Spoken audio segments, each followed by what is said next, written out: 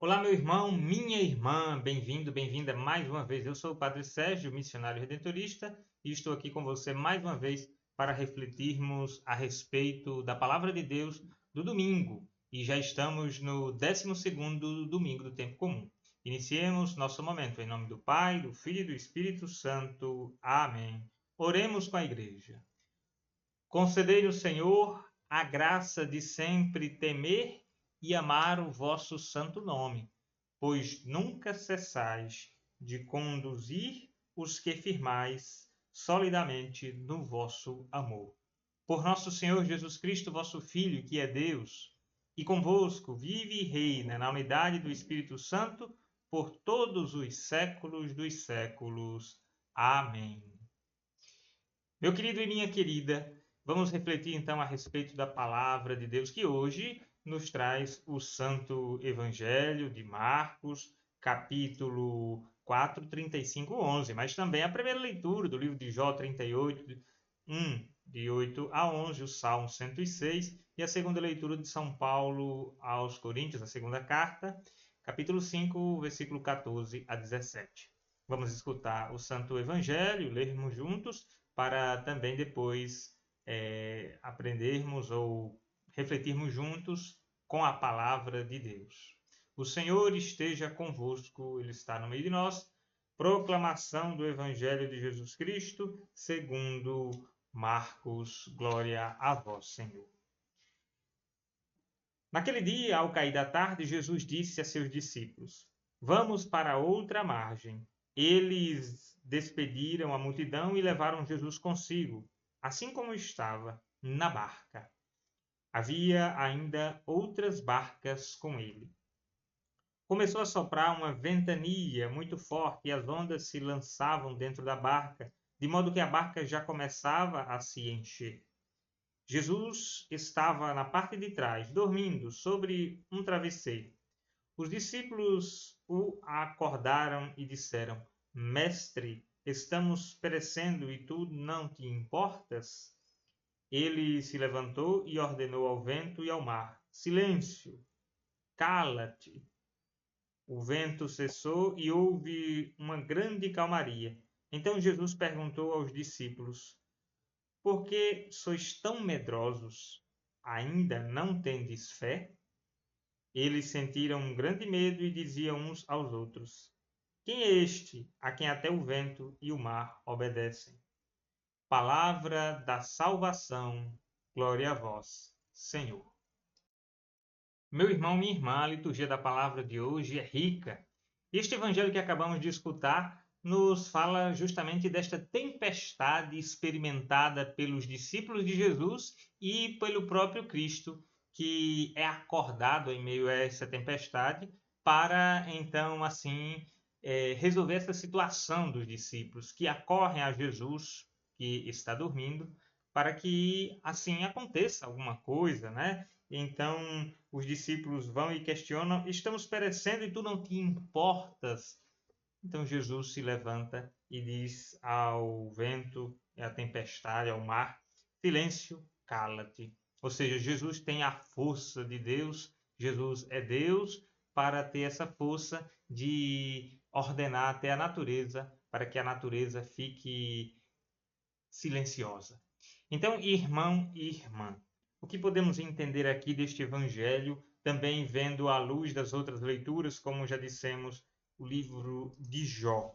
No livro de Jó, é Deus que já no final do livro, depois de todo aquele drama que Jó viveu, após sofrer, perder seus filhos, perder seus bens, perder a esposa, perder sua saúde e o que resta a Jó. Então outros de seus amigos, colegas vão então questionar sua fé, seu pecado, vão acusar Jó de ser ele pecador, injusto para merecer aquilo, vai dizer que ele é um amaldiçoado e tudo, mas Jó permanece firme, embora questione, embora se lamente, mas permanece acreditando em Deus. Então Deus simplesmente vai responder a Jó, dizendo: Quem fechou o mar com portas quando ele jorrou no ímpio do seio materno, quando eu lhe dava nuvens por vestes e névoas espessas por faixa, quando marquei seus limites e coloquei portas e trancas, e disse: até aqui chegarás e não além, aqui cessa a arrogância de tuas ondas? Ou seja, uma forma poética de dizer que Deus tem o poder de criar e de dar limite à natureza, e neste caso o mar, a tempestade. Há sempre na simbologia do Antigo Testamento este mar, ou mar, as águas, que são um símbolo assim da agitação, do caos.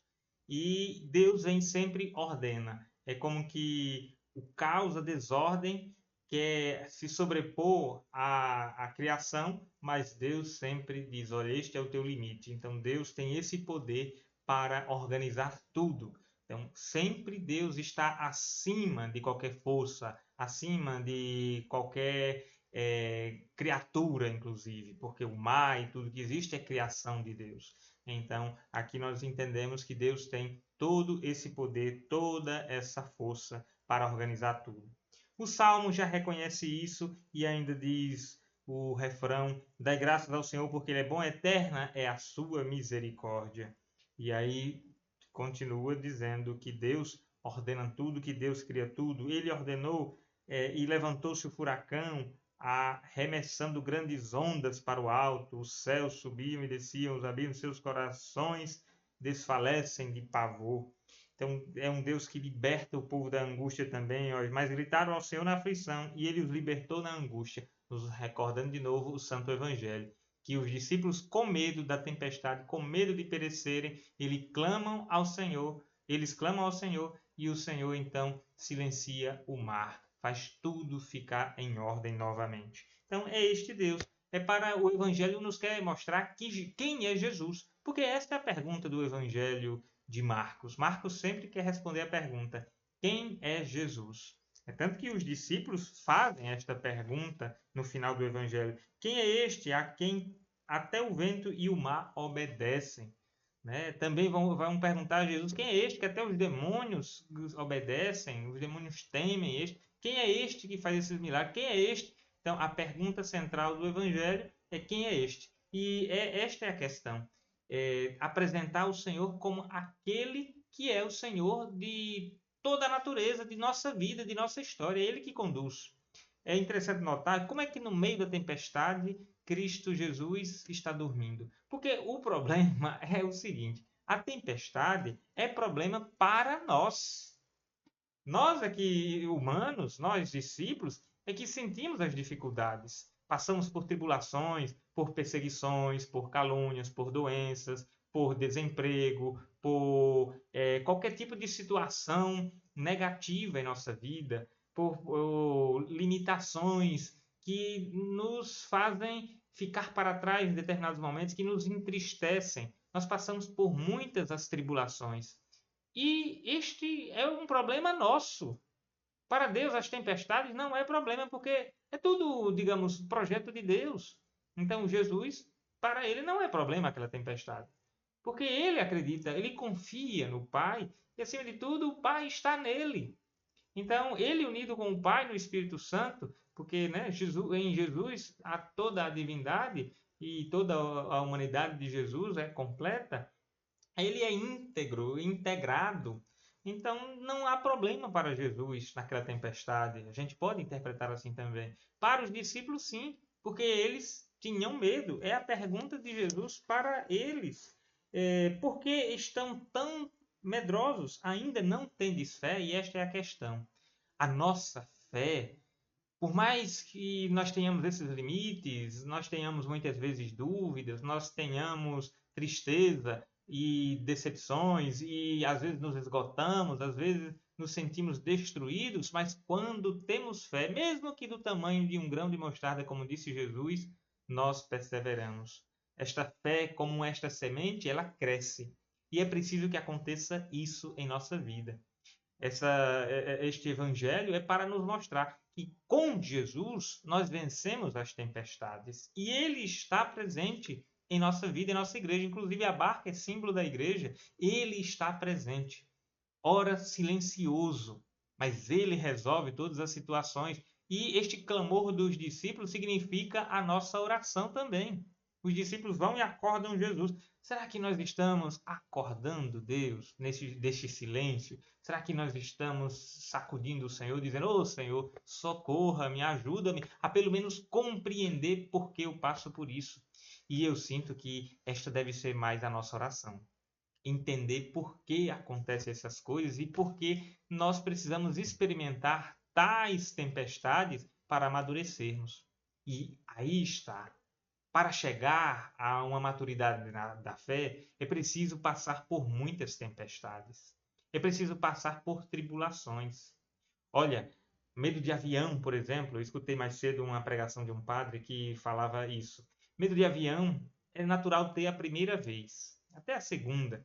Mas à medida que você vai viajando, o medo ele vai se dissipando. Claro, tem um temor, tem sempre uma dúvida. Eu já viajei várias vezes e sempre quando vou no subir, né, decolar, então sempre vem aquele medo. E quando está lá em cima, sempre pergunta: eita, aqui em cima não é lá embaixo, é mais perigoso. Mas fazer o quê? Temos que passar por isso, temos que nos deslocar, não vamos nos desesperar. Ele também deu o exemplo do dentista. A primeira vez que a gente vai, né, com aquele medo, aquela coisa, aquele barulho, mas à medida que a gente começa a ir sempre, a precisar ir, vai, se acostuma, às vezes até dorme. Quantas vezes eu não já dormi, cochilei com o dentista lá, dentista mexendo na boca e eu lá. Então, porque confia, passa a se acostumar com aquilo. Não que a gente tenha que se acostumar com as tempestades, mas é porque ficamos fortificados, fortalecidos com as provações. As provações nos fortificam. Ah, sim, eu sei disso. As provações fazem a gente ficar mais forte. Não é porque ficamos mais fortes que, digamos assim, agora ficamos poderosos, onipotentes. Não. É reconhecendo a nossa limitação nas provações que colocamos o Senhor diante delas para que Ele nos acalme. Acima de tudo, quem deve ficar calmo, calma, sou eu, é você, meu irmão, minha irmã, diante das tempestades. Cada um de nós é chamado à calmaria. O mar é símbolo das tentações, das provações, é símbolo das adversidades. Portanto, o mar está sempre agitado, mas Jesus pode dizer: silêncio, cala-te. Ele pode simplesmente mostrar o caminho pelo qual vão se acalmando as coisas dentro do meu coração, dentro da minha própria tempestade. Que muitas vezes também nós fazemos tempestade no copo d'água. Mas é preciso, então, com o Senhor, na presença do Senhor, aceitando a vontade do Senhor, entender que Ele é quem acalma as tempestades. E aceitar esta calmaria de Deus em nós, por meio da oração, por meio da escuta da palavra. Nós somos novas criaturas. Nós, como ouvimos, né, quem vai à Santa Missa tem que ir à Santa Missa, inclusive é obrigatório do católico ir à Santa Missa no dia do Senhor. Quem não foi no sábado, à tardinha, tem que ir no domingo para a Santa Missa. A segunda leitura de São Paulo aos Coríntios vai nos dizer isso: nós somos novas criaturas, nós somos batizados em Cristo, nós somos nascidos na sua morte e ressurreição. Sim, olha, portanto, se alguém está em Cristo, é nova criatura. O mundo velho desapareceu, tudo está vivo agora, porque fomos, né, na morte de Cristo, nós fomos mortos também para o pecado, uma vida antiga. De fato, Cristo morreu por todos para que os vivos não vivam mais para si mesmos, mas para aquele que por eles morreu e ressuscitou. Nós devemos viver por Cristo. Assim, nós não vamos viver só de acordo com a nossa humanidade no sentido de pecadora. Nós vamos viver com a humanidade nova, com Cristo. Cristo é o novo homem que ele nos dá esta vida nova. Ele faz a gente superar as dificuldades das tempestades diárias. Então quer que vivamos uma vida nova. Mas como viver uma vida nova? É preciso mudar. É preciso mudar a visão. É preciso, né, ter um novo olhar. O evangelho desta semana, né, segundo Mateus, inclusive creio que foi ontem, né, aliás, anteontem, na sexta-feira, que diz que o nosso olho se ele estivesse saudável, sadio, todo o corpo vai estar sadio, mas se o nosso olho estiver contaminado, todo o corpo fica contaminado. Em que sentido? O nosso olhar, o nosso ponto de vista. Se nós não mudarmos a perspectiva da situação, nós sempre vamos ficar na mesma coisa. E nós não podemos ficar presos às mesmas coisas, senão vamos estar sempre do lado anterior à margem. Lembrando que no barco dos discípulos é dito que eles pegaram o barco para ir para outra margem. E aí está a igreja. Nós estamos saindo de uma vida para entrar na vida nova. E a minha vida, o meu mar, digamos assim, a minha vida é o mar, que o tempo, aliás, da minha vida é o mar, até eu chegar do outro lado da margem. Então, você está preparado e preparada para chegar à outra margem? Ou a tempestade vai afundar o seu barco? Ou você vai cair dentro do mar e se afogar? Jamais nós devemos pensar assim. Nós devemos motivar-nos a chegar a Cristo. Nós devemos, pela oração, pela palavra de Deus, pelo estudo da sã doutrina, pelo trabalho, sendo homens e mulheres fiéis, como dizia Santo Afonso de Ligório, o fundador dos Redentoristas, que toda pessoa pode ser santa, qualquer profissão. Ele dizia o padeiro, o enfermeiro, o médico, o padre, o professor, qualquer profissão, qualquer função que você assuma, qualquer serviço, inclusive você é chamado à santidade, a viver a verdade de Deus. Então, minha irmã, meu irmão, nós somos chamados a assim corresponder a este amor do Senhor. Não devemos então ser medrosos, porque como pergunta Cristo, por que sois tão medrosos? O medo nos afasta de Deus.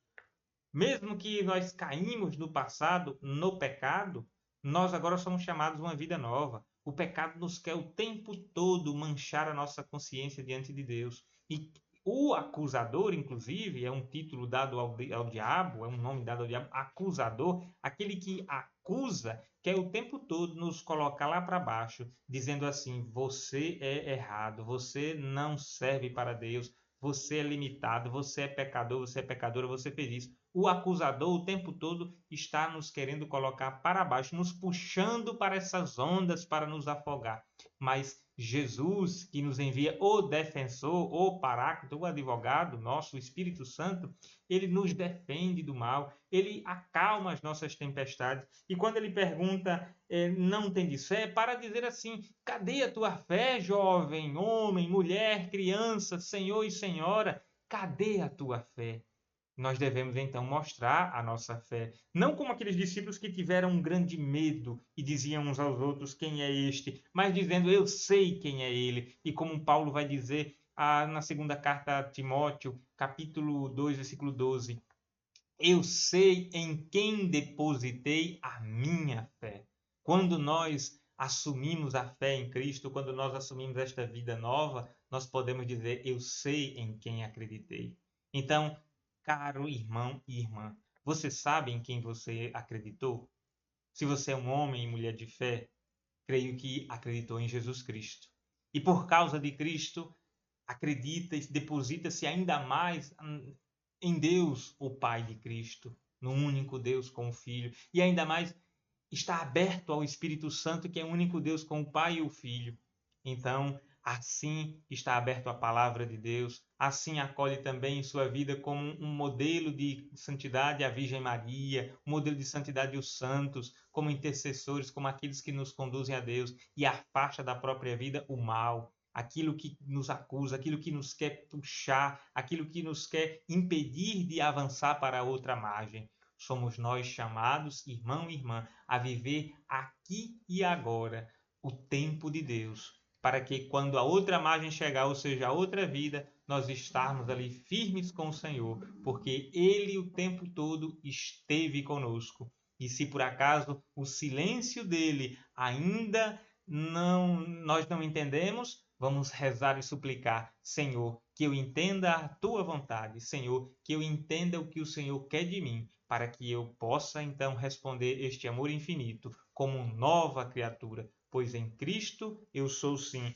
uma nova criatura, eu sou sim aquele que é novo, aquele que é o que vive no mundo como um sinal do amor de Deus. Irmão e irmã, obrigado por ter estado até aqui. Peço agora que deixe o seu like, o seu comentário, que compartilhe este vídeo com outras pessoas. e que o Senhor sempre te abençoe e te guarde, em nome do Pai, e do Filho, e do Espírito Santo. Amém. Até o nosso próximo encontro, se Deus quiser.